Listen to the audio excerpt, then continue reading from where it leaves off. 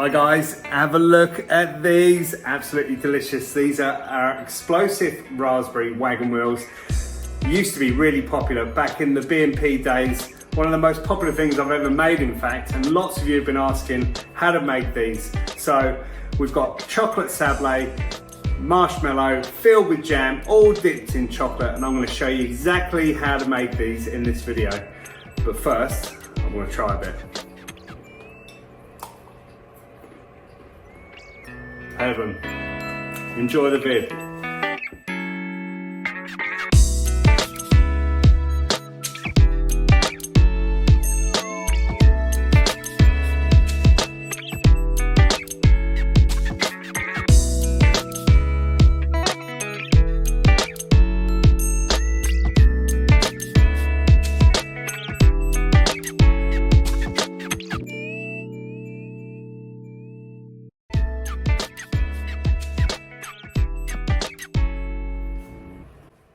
Let's make the chocolate sablé needed for our wagon wheels.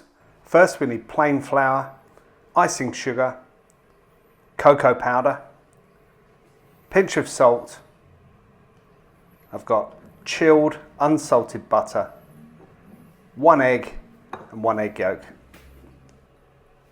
We're going to sieve the flour into a bowl.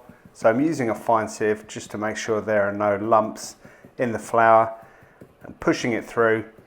Before I get to the end, I'm going to add the icing sugar into the sieve, and we're also going to sieve that, make sure that everything is lump free. Also with the cocoa powder, we're going to put that through as well, and that's most of our dry ingredients into the bowl, all fully sieved.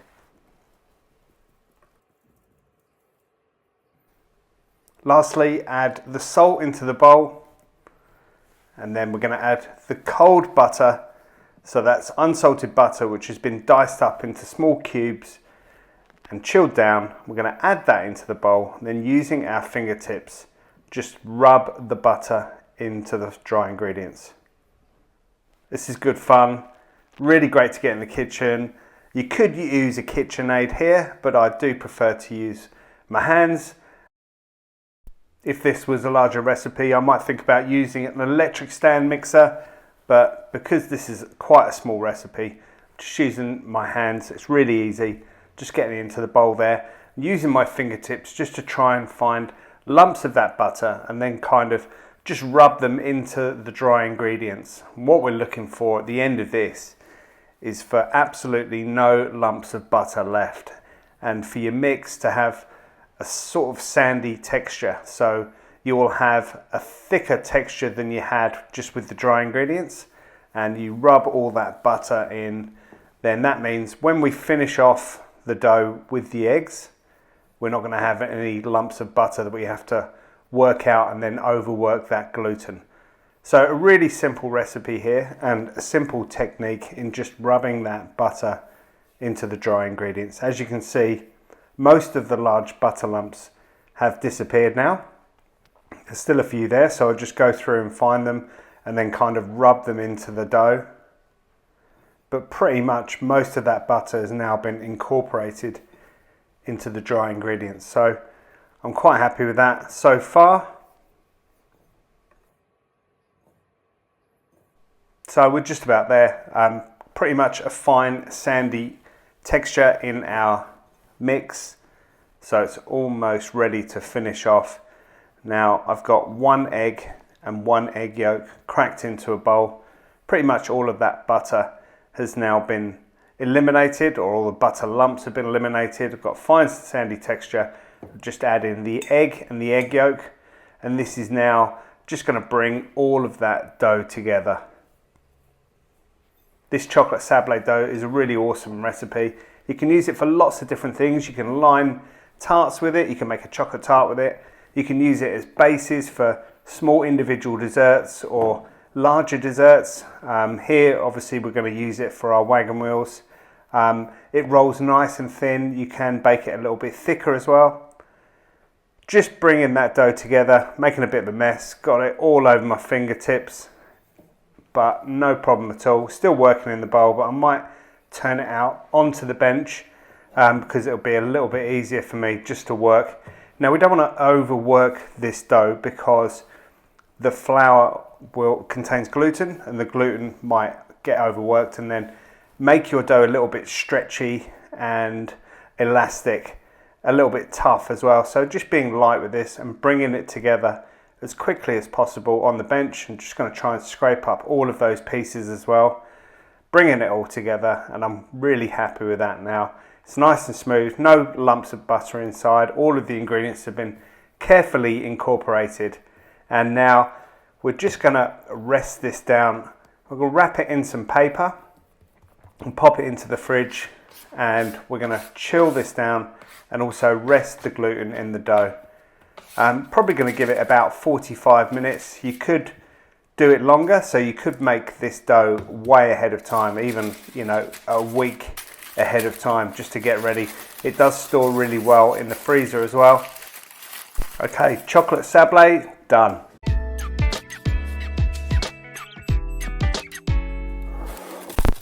Great, our chocolate sablé dough has been resting. It's been chilled down probably for about 45 minutes, and now it's time to roll it out for our wagon wheel bases. So just using a little bit of flour, lightly floured work surface, just taking the dough and I'm just now working it on the bench.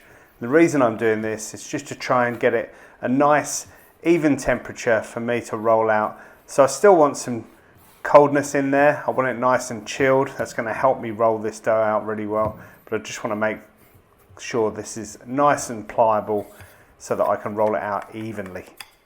So using flour on a lightly floured work surface, taking my rolling pin, I'm just going to try and roll this sablé out into a nice sort of rectangle shape.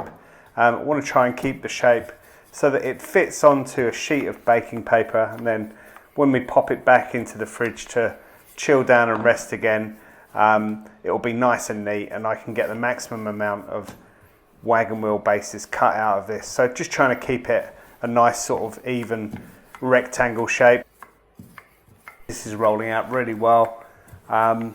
Love to roll out pastry. And now the thickness I'm looking for is probably about 3 to 4 millimeters, so just under probably half a centimeter. Don't want it too thin, although you could roll this out even thinner. It's a lovely dough to work with, so you could get this down to a millimeter if you wanted.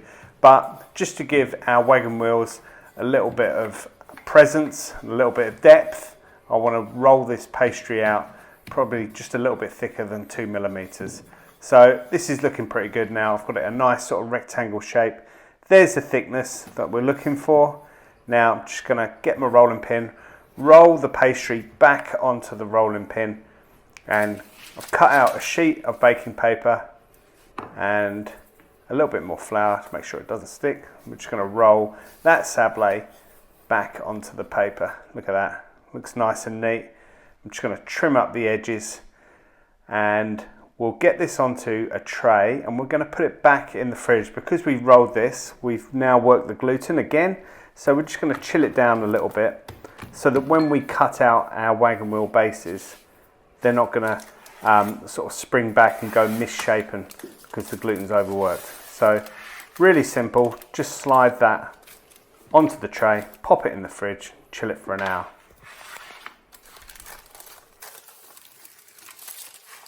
Okay, that's been in the fridge for about an hour now, so it's nice and firm again. Just flipping it onto a lightly floured work surface, and I'll add a silicone mat onto a flat baking tray. You could add baking paper.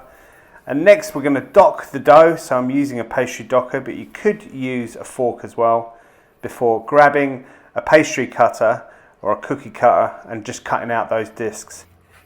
I'm using a 75mm diameter cookie cutter just to cut out those discs. Now we're going to make 6 wagon wheels today.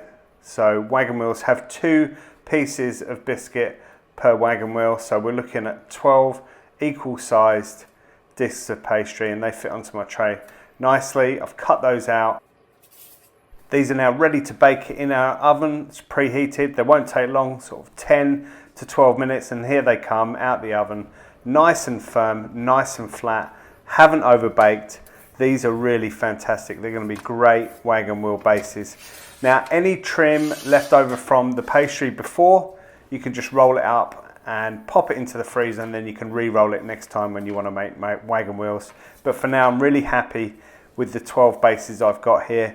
I'm keeping 6 with the dotted side at the top, and then I'm flipping over 6, and we're almost ready now to make marshmallow. Awesome.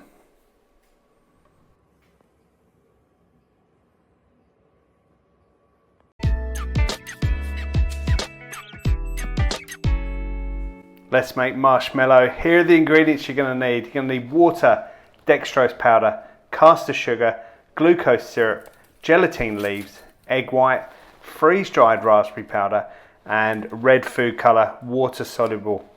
The first thing we're going to do is just soak those gelatin leaves in ice cold water, and then add the egg white into the bowl of an electric stand mixer.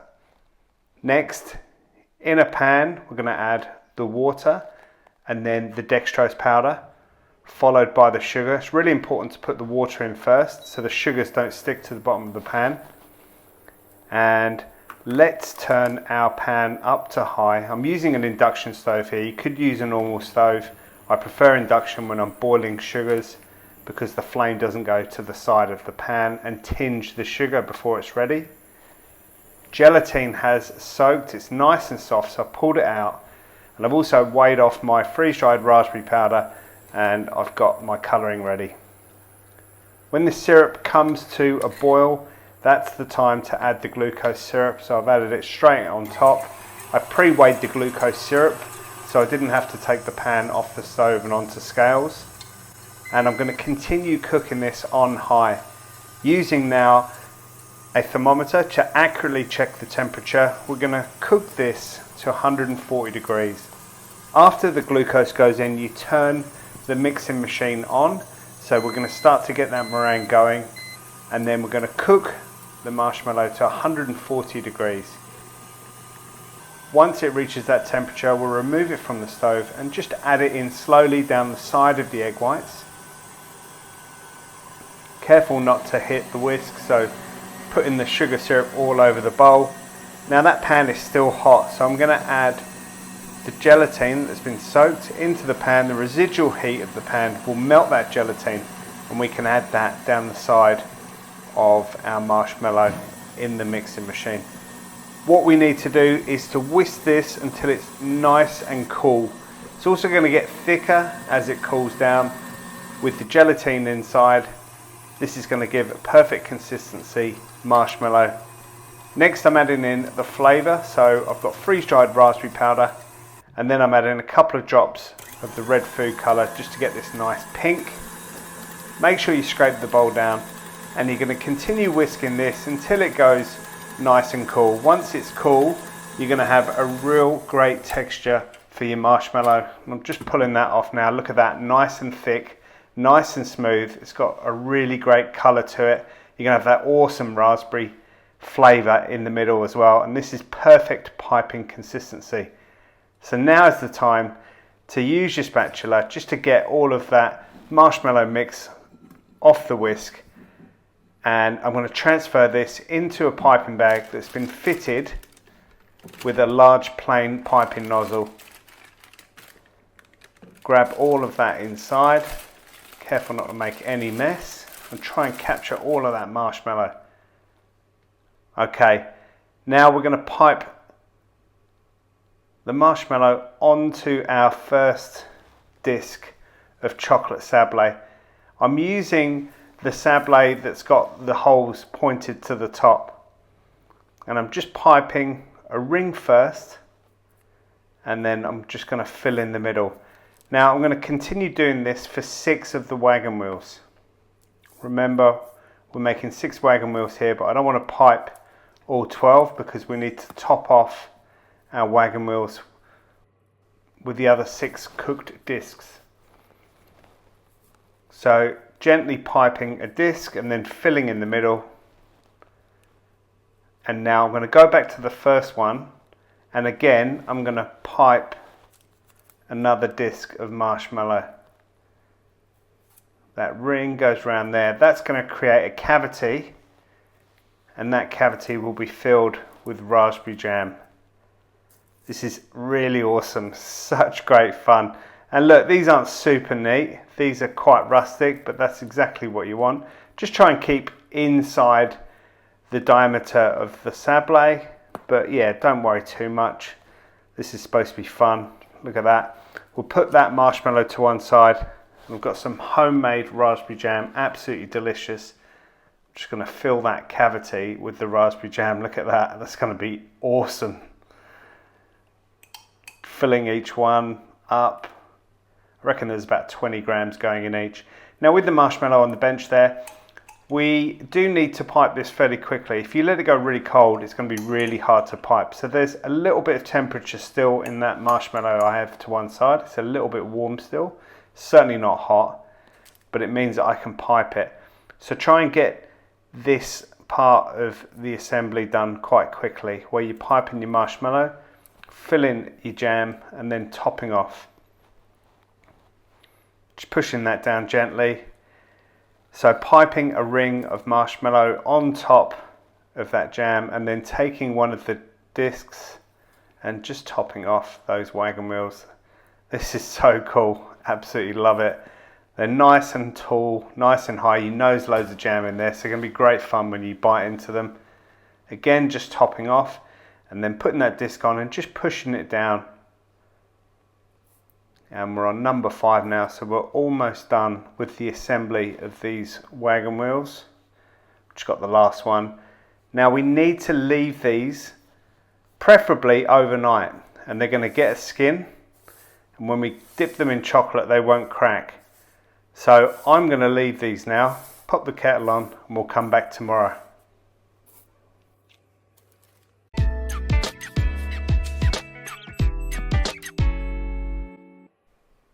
One of my favourite things to work with, chocolate, absolutely love it. Look at that, so good. Now we're going to dip our wagon wheels in this luxurious milk chocolate. But before we do that, we need to temper it. So I've melted my chocolate, and I've melted more than I need in a plastic bowl, and I've used the microwave to do that in short, high bursts. Then I've poured probably about 8/10 of that chocolate onto a work surface. My work surface is nice and cool. My room temperature is probably about 20 degrees, so it's not too hot as well. And the remaining warm chocolate I've put into a small bowl. I've initially melted this chocolate to between 45 and 50 degrees. That's the temperature you want to start your chocolate with. As you can see there, I'm using a probe, and it's gone to about 46, 47 degrees. Now what we're going to do is use a palette knife and a scraper just to spread this chocolate all over our work surface. And this is called the tabling method of tempering chocolate. Now what we're trying to do is bring the temperature of that chocolate out by spreading it onto the bench and then moving it back into the middle. We're looking for a temperature of 27 degrees. That's the ideal temperature to bring our milk chocolate down to. So I know that there's still a little bit of heat in this, so I'm just going to repeat this process a couple of times and just try and get that initial 45 to 50 degrees down to 27 degrees. So using the palette knife, spreading it all over the surface, that's going to take the heat out nice and quickly, and then using my scraper just to push it back into the center. Try not to make too much mess. As you can see there, the chocolate is getting thicker. That's because it's getting cooler. So I think it's probably about time we get our digital probe in there, and we'll just have a look at the temperature of the chocolate so far. And we're on 30, 31, 32. So it's still a little bit warm, but we've definitely taken quite a lot of the temperature out of that chocolate. So we're going to give it another couple of sort of spreads on the bench, push it right out, and just try and get this chocolate down to 27 degrees. Nice, it's gone nice and thick, still nice and shiny. Remember, my bench was spotlessly clean and it was nice and smooth, as well as my utensils as well. Now I have got more chocolate here than I actually need to dip 6, but it's easier for you to dip in lots of chocolate than it is just to have a small shallow amount. So I'm melting more chocolate than I need. Of course, whatever I don't use at the end of this, I can pour onto a sheet, chill down, and then we can reuse it at a later date. Okay, let's have a check of the temperature now. Certainly a little bit thicker. We're on 30 degrees. Oh, this is taking ages. All right, let's spread it out again. I reckon at the end of this, we'll be right. There you go, studio kitchen for you guys. All of your baking needs. All you guys watching this, thank you for your support, and I can't wait to see you make these wagon wheels. Send us an email if you've got any questions on this. But it should be pretty self-explanatory. I reckon that chocolate is probably around about at the right temperature now. It is nice and thick. I just love getting in there, love working with chocolate. Milk chocolate, it really is awesome. Works so well with these wagon wheels. And yeah, there you go, we're on 27 degrees. Time to add that chocolate back into the reserve bowl of warm chocolate. A good working temperature for tempered milk chocolate is about 29 to 30 degrees. So adding the cool stuff to the warm stuff, giving it a stir, means it will come up a degree or two, and that is ready to go, ready to start dipping our wagon wheels.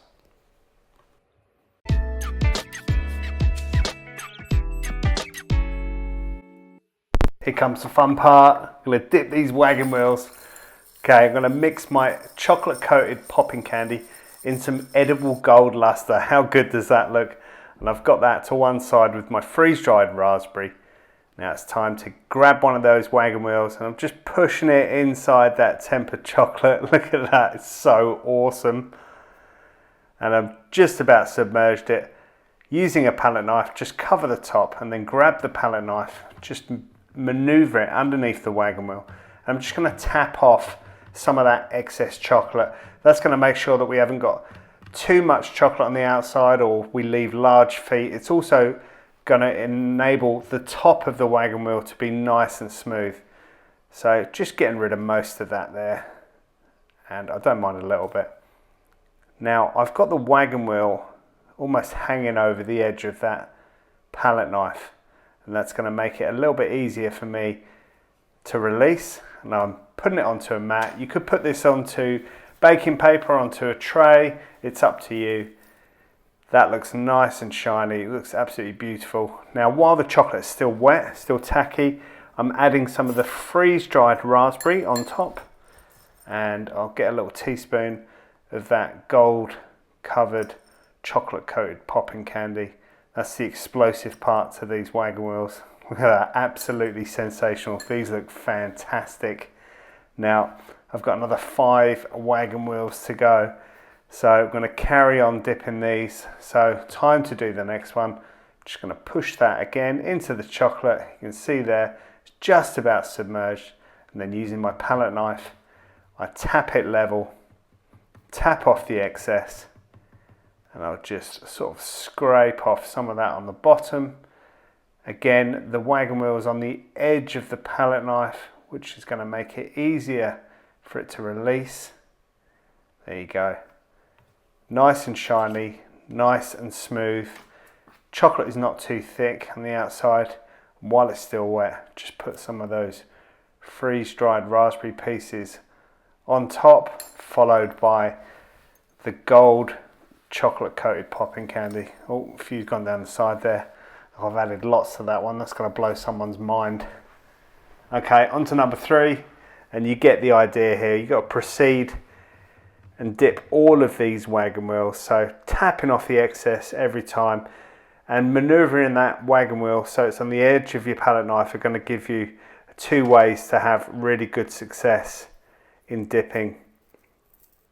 Again, topping them off one at a time. So don't dip them all and then top them off, because the chocolate may well have set and then your garnish on the outside might not stick. We've got 3 down. They're looking absolutely fantastic. Let's bring this home by finishing off the last 3 wagon wheels. Topping off again. And there's no right or wrong way to do this. These look pretty rustic, but you know they're going to be absolutely delicious. Got that chocolate sablé, which we showed you how to make. Nice and thin. That silky smooth marshmallow with the jam inside. Such a treat. And now this luxurious chocolate finish. All topped off with the freeze-dried raspberry and the popping candy. So much fun. And once you've got to grips with these, you know, you can change the flavour of these wagon wheels. You could do something else, something with strawberry jam or something with apricot jam. Get experimenting. But you've got the idea now of how to assemble and how to dip them. Onto the last one. As you can see, lots of chocolate left over. So I melted a kilo of chocolate. I had a kilo of chocolate ready, just so that it's easy for me to dip. But there's probably about 800 grams left.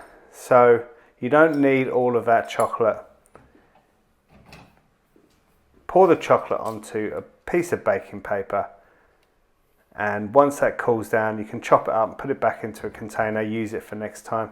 But check these out. Look at these wagon wheels. Amazing. Pop them in the fridge for 10 minutes just to set off.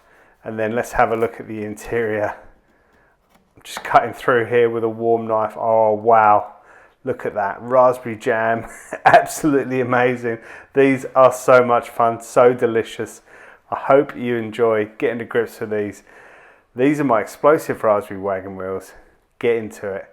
Enjoy, guys.